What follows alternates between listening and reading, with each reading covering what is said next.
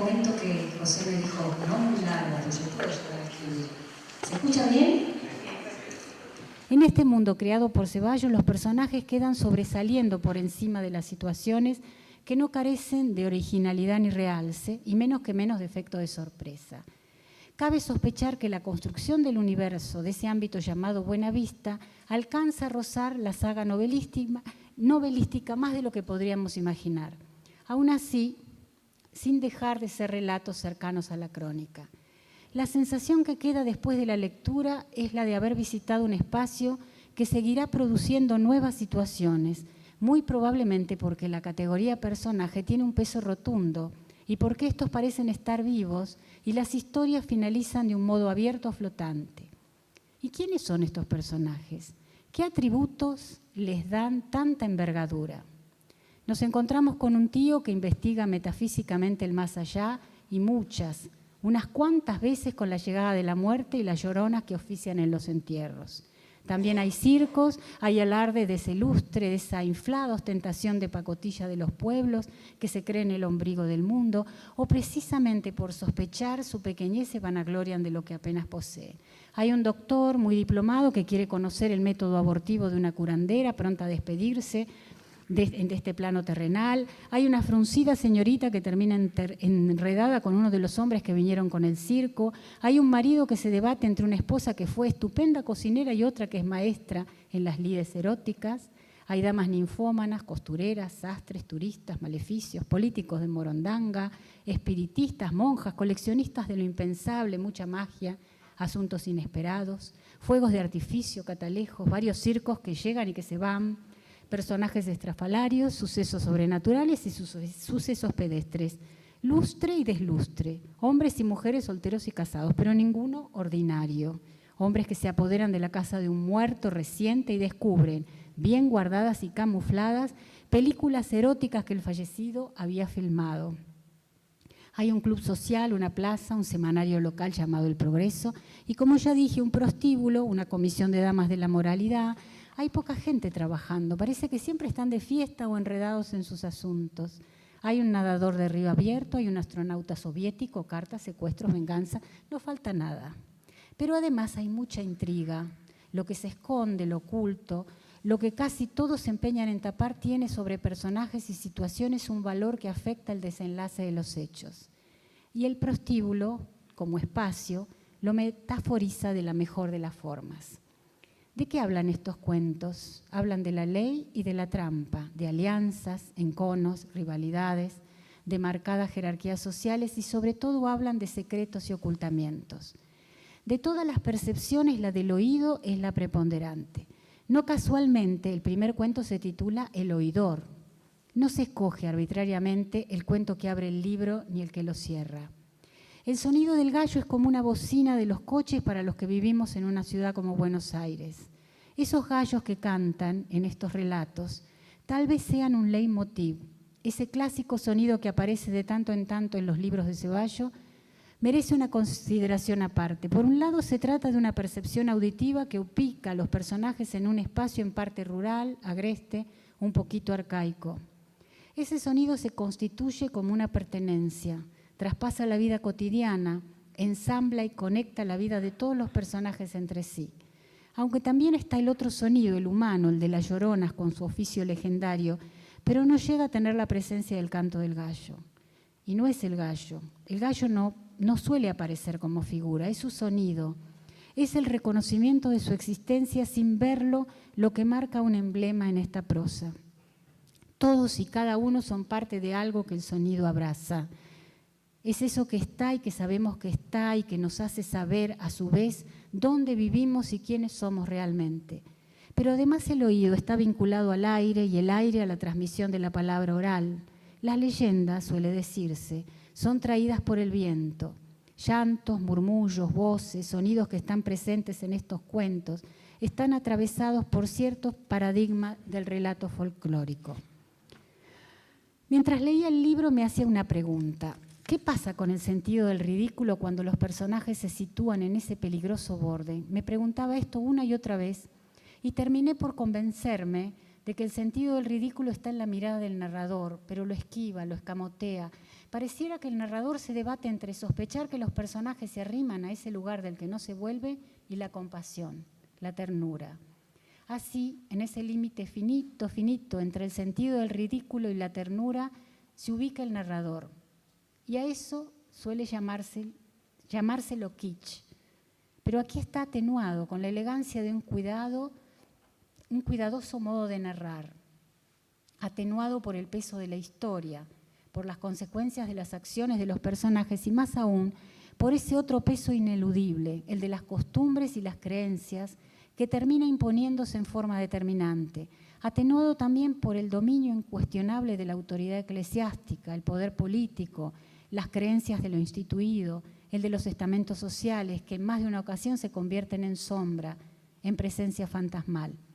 Y claro, no podía faltar el otro, el más poderoso de todos los dominios, el de la muerte.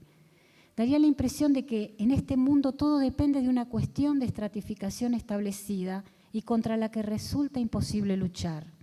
Ese sino ineluctable, casi de tragedia griega, está contrarrestado en el fabulario mediante la voz irónica del narrador, con un dejo de sorna, yo diría de amable sorna, tan elegante y tan amable que no hay manera de escapar a la inmensa atracción de seguir y seguir leyendo, y al concluir la lectura esperamos que aparezca otro fabulario para no salir del estado de encantamiento al que Ceballos nos llevó tan simpáticamente. Este fabulario forma parte de un conjunto de libros de variadas tendencias literarias, un conjunto rico, profuso, pero que tiene el común denominador de estar atravesado por una mirada personal y una voz única. Integra lo que llamamos de un modo cabal, sin temor a caer en la grandilocuencia, una auténtica obra literaria. Lo que en estos tiempos de cultura líquida y marcas de lo intrascendente no es en lo más mínimo un hecho desdeñable.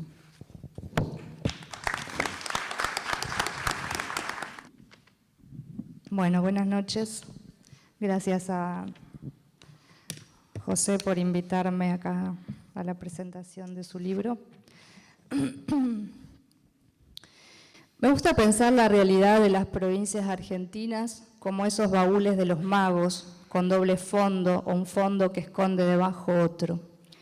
Entonces, una realidad en la superficie, aquello que más o menos todos vemos de manera parecida, porque si nos ponemos agudos, ¿qué viene a ser la realidad? Y esta ocultando otra, más distorsionada, siempre extrañada, o como dos corrientes de un mismo río, la que va por arriba y aquella otra subterránea, que de vez en cuando sube, aflora y otra vez vuelve a extrañarlo todo. Es la manera más gráfica que encuentro para explicarme lo que ocurre, esta manera que tenemos los provincianos de mirar el mundo, como los espejismos que se levantan del asfalto los días de mucho calor. Así el mundo físico de las cosas reales se mezcla con el de las cosas espirituales, y aún entre los mundos del espíritu, de la no materia, también hay dobles corrientes. Allí donde aparentemente mandan el Dios cristiano y la Iglesia, aparecen esas manchas aceitosas de la brujería, los payés, las apariciones y los seres mágicos que retozan en el corazón del monte o de los sembrados. Y estas llamémosle corrientes, porque me gusta más pensar las cosas con el rumor del agua que con el sonido de platillos de los magos. También se dan en la vida social de estas pequeñas comunidades. Las clases sociales se mezclan, a veces a fuerza de violencia.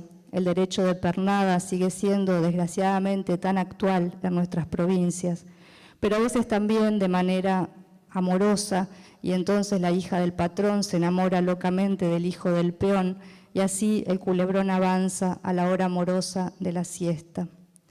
Esto es lo que me ocurre cada vez que lo leo a Ceballos. Aunque el pueblo donde viven, mueren, odian y traicionan sus personajes se ha inventado, se parece tanto a cualquier otro pueblo perdido de la Argentina, que me parece haber estado alguna vez, muchas veces, allí en su buena vista. Es un universo propio el de Ceballos, claro. Es posible reconocer su prosa, siempre tensada por la cuerda de la poesía, sus personajes construidos con la precisión de un gran observador y de un cuentista de oficio, sus pequeñas tramas que siempre dan un volantazo hacia lo que yo no llamaría nunca fantástico, sino extraño. El universo de Ceballos es particular, pero al mismo tiempo resulta tan familiar a cualquiera nacido y criado en el interior. Voy a recurrir a una cita obvia, pero ¿para qué hacerme la original si Tolstoy lo dijo mejor que nadie? Pinta tu aldea y pintarás el mundo. Eso exactamente es lo que hace Ceballos en los relatos de este segundo fabulario de Buenavista. Tuve noticias de él hace 20 años en Paraná. Uno de sus primeros editores, el gran poeta entrerriano Juan Meneguín, me habló de Ceballos, un escritor correntino que tenía unos cuentos buenísimos. Era 1996 y yo empezaba a escribir. En alguno de sus viajes de Concordia a Paraná, Meneguín me trajo de regalo 3 libros que había publicado en su editorial Río de los Pájaros. Allá siempre baila la muerte, Interior de los pájaros y Ángel de la guarda, que acababa de salir. Libros que me han acompañado en varias mudanzas y que todavía siguen en mi biblioteca. Leerlo a Ceballos, a los 20 y pico, fue un gran y precioso hallazgo por varias razones. Antes que nada porque Meneguín tenía razón y sus cuentos eran buenísimos, pero también porque Ceballos estaba vivo. Era un escritor provinciano viviendo en un diminuto pueblo de la provincia de Corrientes, escribiendo sobre su geografía y sus personajes, incorporando un lenguaje muy popular a una escritura cuidada y trabajada, siendo publicado por un editor también provinciano en una editorial de una ciudad entrerriana. En fin, escribiendo, construyendo una obra desde la periferia. A mí, que recién empezaba a escribir, los libros de Ceballos venían a decirme muchas cosas.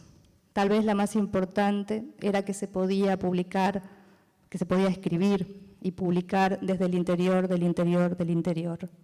Que había una literatura de provincias en permanente construcción, que estaba viva y tenía una riqueza enorme. Y lo que no me dijeron sus libros, ni yo podía imaginarme entonces, es que 20 años después, acá estaríamos, Ceballos y yo, celebrando este libro con ustedes. Gracias.